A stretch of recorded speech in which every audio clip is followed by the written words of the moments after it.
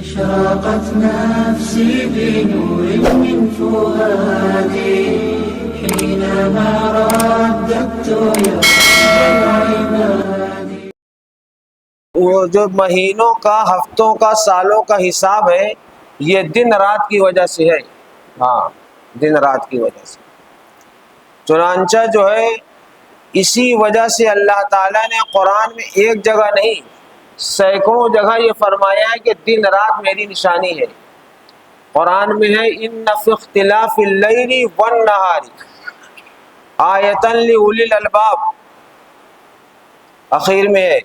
اور کہیں پہ اللہ تعالیٰ نے فرمایا کہ لآیات لقوم یعقلون، کہیں پہ لیفقہون ہے، کہیں پہ یتذکرون ہے. یعنی یہ سب چیزیں جو ہے جگہ جگہ بتائی گئی ہیں کہ سمجھداروں کے لیے، نصیحت حاصل کرنے والوں کے لیے، اور جو ہے عقل مندوں کے لیے رات اور دن میں نشانی ہے. دیکھیے یہ اللہ تعالیٰ کی بہت بڑی قدرت ہے کہ اللہ تعالیٰ دن کو ہمیشہ نہیں رکھتا اور نہ رات کو ہمیشہ رکھتا ہے. اور قرآن میں اللہ تعالیٰ نے یہ بات بیان فرمائی ہے. اللہ تعالیٰ نے بیان فرمایا کہ اگر ہم دن ہی کو تم پر مسلط کر دیں تو کب تم آرام کرو گے؟ یعنی سورج نکلا رہے، دھوپ ایسے ہی رہے تو دن ہی رہے، رات نہ آئے تو کیا حال ہوگا انسانوں کا؟ اور ایسے ہی اللہ تعالیٰ فرماتے ہیں کہ اگر ہم رات کو جو ہے مسلط کر دے تمہارے اوپر، اندھیری رات، کبھی اجالا ہی نہ ہو، تو کون ہے جو رات کو ختم کر کے دن لے آئے؟ یہ صرف اللہ ہی کی قدرت ہے. تو دن اور رات جو ہے کس طریقے سے اللہ کی نشانی ہے، یہ سمجھنے کی ضرورت ہے.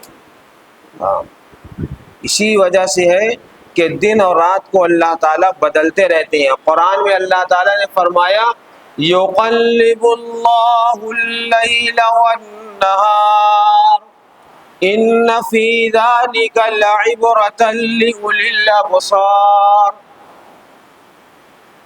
کہ اللہ تعالیٰ دن اور رات کو الٹتا پلٹتا ہے کیونکہ اس میں عقل مندوں کے لیے اور آنکھ والوں کے لیے، عقل والوں کے لیے بڑی نشانیاں ہیں. اسی لیے نشانیاں ہیں. اللہ تعالیٰ نے خود قرآن میں فرمایا قل ارأیتم ان جعل اللہ علیکم اللیل سرمدا الی یوم القیامہ من الہ غیر اللہ یاتیکم بضیاء افلا تسمعون. اے پیغمبر، اے محمد صلی اللہ علیہ وسلم، آپ ان لوگوں سے پوچھئے ذرا، آپ ان لوگوں کو بتلائیے ذرا کہ اگر اللہ تعالیٰ تم پر رات کو ہمیشہ کے لیے یعنی قیامت کے دن تک کے لیے مسلط رکھے تو کوئی طاقت ہے اللہ کے سوا جو دن کی روشنی لا کر رات کو ختم کر دے؟ تو جواب میں یہی کہا جائے گا کہ کوئی نہیں ہے. لا الہ الا اللہ. پھر اللہ تعالیٰ نبی اکرم صلی اللہ علیہ وسلم پر یہ آیت نازل فرما رہے. یہ تو تھی رات کو مسلط کرنے کی، اب دوسری آیت ہے دن کو مسلط کرنے کی. اللہ تعالیٰ فرماتے ہیں قل ارأیتم ان جعل اللہ علیکم النہار سرمدا الی یوم القیامہ من الہ غیر اللہ یاتیکم بلیل تسکنون فیہ. یہ سورہ قصص کی آیت نمبر 72 ہے. اللہ تعالیٰ فرماتے ہیں کہ یہ بتاؤ کہ اگر دن ہی رہے ہر وقت تو تم رات میں آرام کب کرو گے؟ جب رات نہیں آئے گی تو آرام کیسے کرو گے؟ یہ رات کا بھی آنا ضروری ہے. اللہ تعالیٰ ایک جگہ فرما رہے ہیں کہ دن اور رات کا یہ جو آنا ہے یہ میرا فضل ہے، یہ میری رحمت ہے، یہ میری رحمت کی وجہ سے ایسا ہے. وَمِن رَحْمَتِهِ جَعَلَ لَكُمُ اللَّيْلَ وَالنَّهَارَ لِتَسْكُنُوا فِيهِ وَلِتَبْتَغُوا مِن فَضْلِهِ وَلَعَلَّكُمْ تَشْكُرُونَ. اللہ تعالیٰ فرما رہے ہیں کہ یہ میری رحمت ہے کہ رات کو ہم نے سکون کے لیے بنایا ہے اور دن کو روزی کمانے کے لیے بنایا ہے۔ اب تو دنیا کا سسٹم ہی بالکل بدل گیا، ساری فلائٹیں زیادہ تر رات میں ہو رہی ہیں، تو رات میں مسافر بھی جاگ رہا ہے، کیپٹن بھی جاگ رہا ہے، اندر ایئر ہاسٹس بھی جاگ رہی ہیں، ایسا سمجھیے کہ آدھی دنیا اب رات میں جاگ رہی ہے۔ جبکہ سائنس والوں کا کہنا یہ ہے کہ اگر کسی کی رات کی 1 گھنٹے کی نیند کم ہو گئی تو اس کو پورا ہونے میں 4 دن لگتے ہیں۔ سائنس کی تحقیق یہ ہے، ڈاکٹروں کا کہنا یہ ہے، میڈیکل سائنس کا کہنا یہ ہے کہ کم سے کم آدمی کو رات میں 6 گھنٹہ سونا چاہیے۔ تو 6 سے 8 گھنٹہ ہے عمر کے حساب سے، کسی کو 6 گھنٹہ، کسی کو 6.5، کسی کو 7، کسی کو 7.5، کسی کو 8، عمر کے لحاظ سے 6 گھنٹے سے کم نہیں ہے، 8 گھنٹے سے زیادہ نہیں سونا چاہیے رات میں۔ تو اب اگر کسی کی 6 گھنٹے کی نیند اگر ہوتی ہے اور 1 گھنٹہ کم ہو گیا تو 4 دن لگے گا اس کمی کو پورا ہونے میں۔ اور اندازہ لگائیے کہ اگر کوئی ایک رات جو ہے ٹینشن میں نہیں سویا، یہ جو عبادت میں لوگ جاگتے ہیں اس کی کمی پوری ہو جاتی ہے، کیونکہ اس میں اللہ تعالیٰ کی طرف سے روح کو ایک طاقت ملتی ہے، اور روح کو ایک طاقت ملتی ہے اگر صحیح سے عبادت کرتا ہے۔ لیکن ایسے جو فکروں کی وجہ سے جاگتے ہیں، بیماری اور درد کی وجہ سے، کسی جو ہے نقصان کی وجہ سے، اس کمی کو پورا کرنے کے لیے سائنس کہتی ہے کہ اگر 1 رات نہیں سویا تو 1 مہینے لگ جائیں گے پورا کرنے میں۔ اب جو لوگ رات میں موبائل دیکھنے میں پوری رات گزار دیتے ہیں تو اب اندازہ لگائیے کہ جو ہے ان کا کیا حال ہوگا۔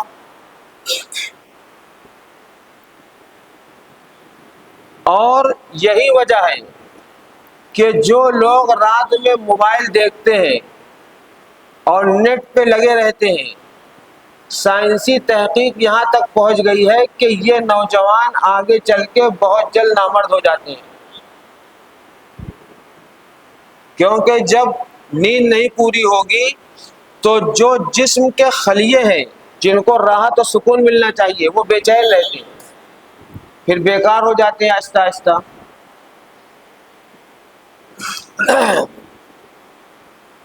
تو اس وجہ سے جو ہے رات اور دن کا یہ فائدہ ہے، اس کو انسان کو اپنے ذہن میں رکھنا چاہیے۔ قرآن شریف میں ہے کہ وَالشَّمْسُ تَجْرِي لِمُسْتَقَرٍّ لَهَا ذَلِكَ تَقْدِيرُ الْعَزِيزِ الْعَلِيمِ، یہ سورہ یاسین شریف کی آیت ہے۔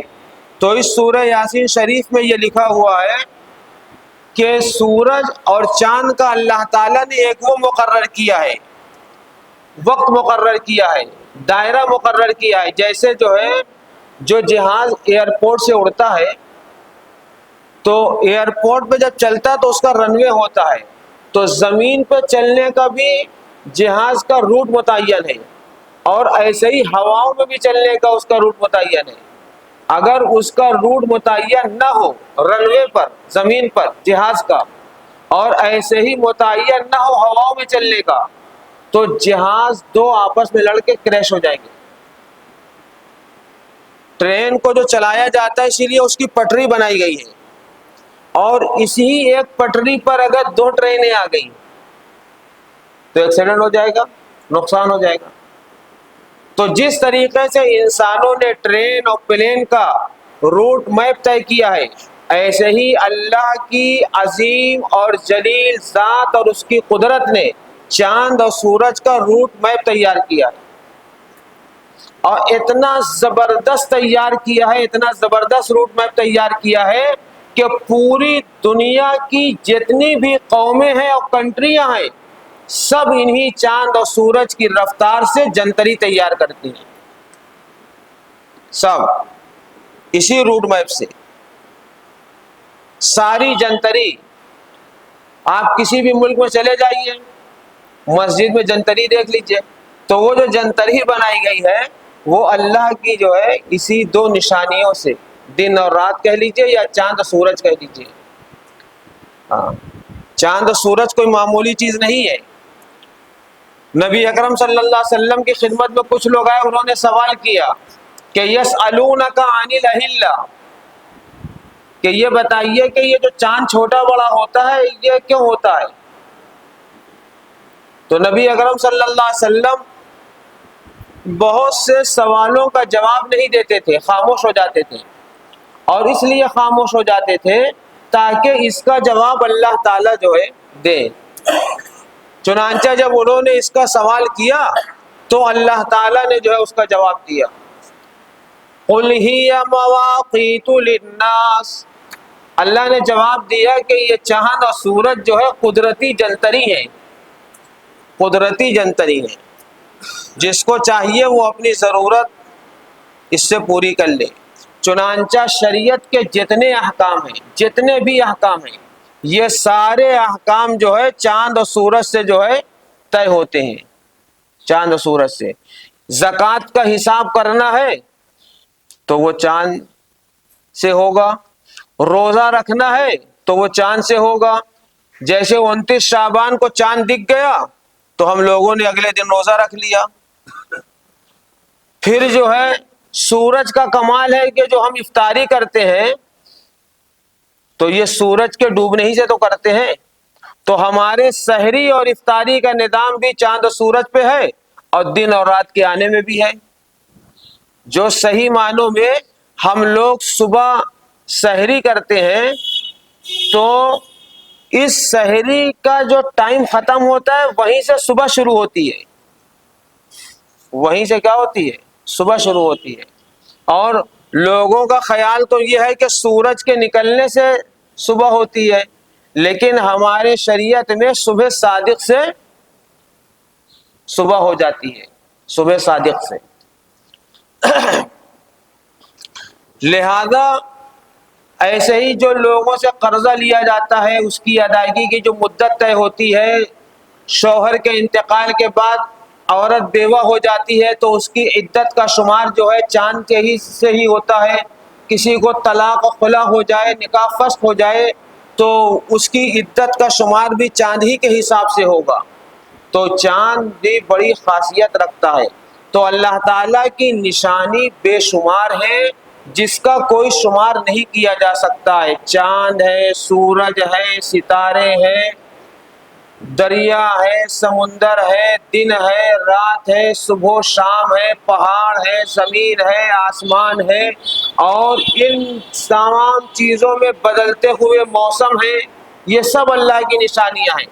اور آپ کو یہ بھی معلوم ہونا چاہیے, بڑی اہم بات, کہ بہت سے درختوں کی خاصیت یہ ہے کہ وہ رات میں پکتے ہیں, یعنی ان پہ جو پھل ہوتے ہیں وہ رات کے اندھیروں میں اور رات کی جو اوس پڑتی ہے اس سے پکتے ہیں. ایسے ہی کھیتیاں بھی بعض ایسی ہوتی ہیں جو شبنم سے جو ہے پکتی ہیں, اور بعض درخت ایسے ہیں اللہ تعالیٰ نے بنائے ہیں جو دن کی روشنی اور دھوپ کی جو تپش ہے اس سے پکتے اور تیار ہوتے ہیں. اس لیے دن اور رات کا آنا اور جانا کیا ہے, ضروری ہے, تاکہ دونوں طرح کے پھل انسانوں کو مل جائیں, تاکہ دونوں طرح کے درخت جو ہے دنیا میں پھلتے اور پھولتے رہیں, تاکہ سبزیاں ملتی رہیں ہر طرح کی. بعض چیزیں دن کی روشنی میں بنتی ہیں اور بعض چیزیں رات کی روشنی میں بنتی ہیں. تو یہ اللہ کی قدرت ہے. ایسے ہی اللہ تعالیٰ نے رات کا اور دن کے بنانے کا مقصد بھی قرآن میں بیان کیا ہے. قرآن کریم میں اس مقصد کو بھی پیش نظر رکھنا چاہیے. اللہ تعالیٰ نے قرآن میں جگہ جگہ یہ فرمایا ہے کہ ہم نے رات کو بنایا ہے تمہارے آرام کے لیے, تمہارے آرام کے لیے. تو اس سے یہ معلوم ہوا کہ دن کی نوکری اور دن کی ڈیوٹی اور دن کی کمائی, دن کی روزی, دن کا بزنس یہ بہتر ہے رات کی روشنی اور رات کی کمائی سے بہتر ہے. کیوں؟ اس لیے کہ اللہ تعالیٰ نے رات کو آرام اور راحت کے لیے بنایا ہے، لتسکنوا فیہا، لتسکنوا فیہا قرآن میں ہے، اور دن کو اللہ تعالیٰ نے روزی تلاش کرنے کے لیے بنایا ہے، وَلِتَبْتَغُوا مِن فَضْلِ، وَلِتَبْتَغُوا مِن فَضْلِ، یہ قرآن میں کئی جگہ اللہ تعالیٰ نے بیان فرمایا ہے۔ سعودی عرب میں جو ہے میرا آنا جانا ہوا تو میں نے وہاں دیکھا کہ دن کی روزی کے سلسلے میں کافی اچھا وہاں پہ معمول تھا۔ اب بدل گیا ہوگا الگ بات ہے۔ زیادہ تر جو ہے لوگ فجر کی نماز پڑھتے ہی ناشتہ کرتے اور اپنی اپنی ڈیوٹی پہ چلے جاتے۔ سارے سرکاری دفاتر جو ہے 6 بجے کھل جاتے تھے سعودی عرب میں، اور ظہر ہوتے ہوتے بند۔ تو اس سے یہ بھی ہوتا تھا فائدہ کہ اگر نماز پڑھنے والا کوئی ہے تو اس کی کوئی نماز ضائع نہیں ہوگی۔ فجر پڑھ کے ڈیوٹی جائے اور جو ہے ڈیوٹی کا وقت ختم ہوا ظہر آ کر پڑھے، پھر آرام کرے، پھر عصر پڑھے، پھر مغرب پڑھے، عشاء پڑھے، یعنی فری ہے بالکل۔ یہ وہاں پہ ٹائم تھا پہلے، اب ہم نہیں بتا سکتے چونکہ وہ لوگ دھیرے دھیرے اسلام سے دور بھی ہو رہے ہیں بہت سی چیزوں میں، اور یہود و نصارہ کے جو ہے کیا کہتے ہیں طور طریقے سے کافی متاثر ہو رہے ہیں۔ تو ہو سکتا ہو کہ انہوں نے اپنی کمپنیوں کے اور جو ہے سرکاری دفاتر کے ٹائم بدل دیے ہو، لیکن یہ پہلے بہت اچھا تھا۔ تو وَلِتَبْتَغُوا مِن فَضْلِهِ پر عمل تھا کہ روزی تلاش کرو کہاں؟ دن میں۔ یہی اصل دن کا ٹائم ہوتا ہے، 6 سے 1۔ تو یہ اللہ تعالیٰ نے مقصد بیان کیا ہے، اسی مقصد کو لوگوں نے الجھا دیا ہے۔ اسی طرح کا ایک قصہ لکھا ہوا ہے کہ ایک شخص جو ہے حضرت فاروق اعظم رضی اللہ تعالیٰ عنہ کے پاس آیا، تو حضرت امام فاروق اعظم عمر بن خطاب رضی اللہ تعالیٰ عنہ سے لوگ اپنے اپنے خواب بھی بیان کرتے تھے۔ تو ایک شخص آیا